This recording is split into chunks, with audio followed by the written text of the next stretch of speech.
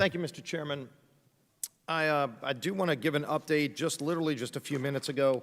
I know I showed this chart in my opening, but literally a few minutes ago, there was an announcement that a fourth company has just been entered into phase 3 of FDA testing, and that's Johnson & Johnson. It was a drug that was showing tremendous progress during phase 2, but just less than an hour ago, we got the word that the FDA has now moved Johnson & Johnson into phase 3 of testing on a vaccine that they're seeing tremendous progress in. This is 4 different major internationally respected drug companies in America that are on the verge of a vaccine for COVID-19 that can be approved by the FDA.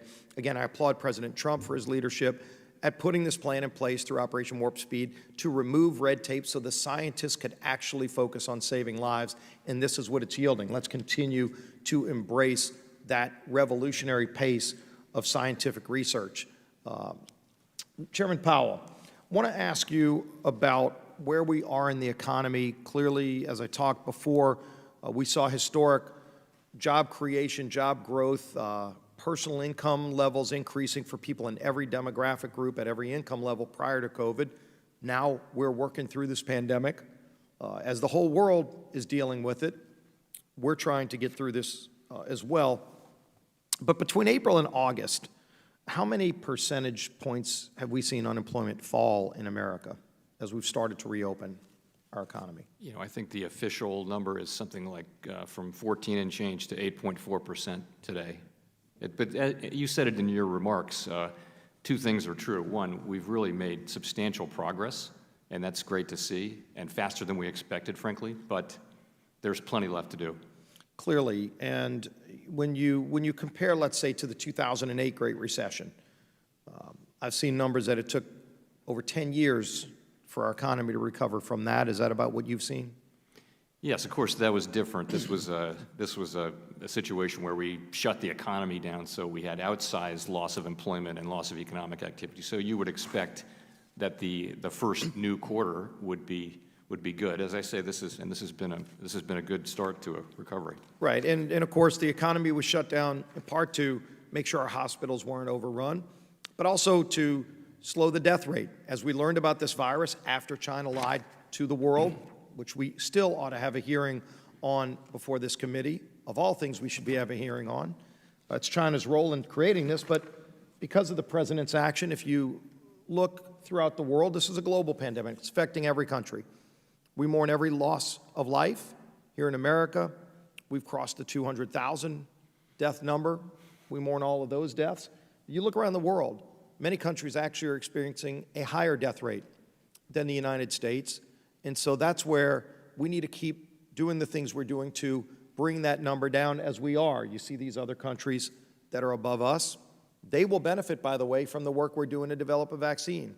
As we work and we put money in place to develop a vaccine, and the President's Operation Warp Speed is getting us to the brink of that, that work will also benefit all of these other countries around the world. And notice, by the way, you don't see on this list China. You don't see on this list Russia, because they won't even release their numbers. So the world doesn't really know the full impact, but as you can see, we all want to get to that place where we've conquered this disease. Fortunately, because of science and the leadership of the President, we are on the brink of a vaccine to actually get around the hump, and that helps us to safely reopen the economy even more. I want to ask you about safely reopening schools, because first, I'll ask, and I mentioned this in my opening, we've done a lot to help small businesses. The Paycheck Protection Program has been highly successful.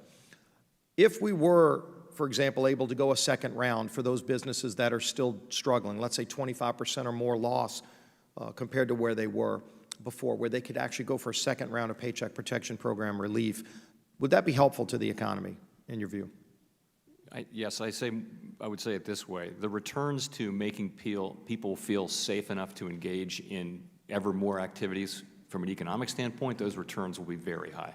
And safely reopening schools, and we've seen CDC protocols, American Academy of Pediatrics. There's a way to do it. Some are doing it, some aren't. Is it a benefit to the children? Is it a benefit also to the economy to safely reopen schools? Yes, it's emphasis on safely. People have to feel confident, and we have to, observe Right. those And social people can wear distance. masks, you can put plexiglass, yeah. students can be 10 feet from the nearest teacher. There's all of those standards in place. A lot of that's laid out by the president's plan. If anybody cares to read it, it's all online. You can go get it right now. So hopefully we will continue to encourage people to follow those guidelines, safely reopen, continue to encourage the great work this president's done to get us to the brink of a vaccine so that we can finally safely reopen the economy and get this country back on track. Thanks for the work you're doing. I'm sure we'll talk more about it. Mr. Chairman, I yield back.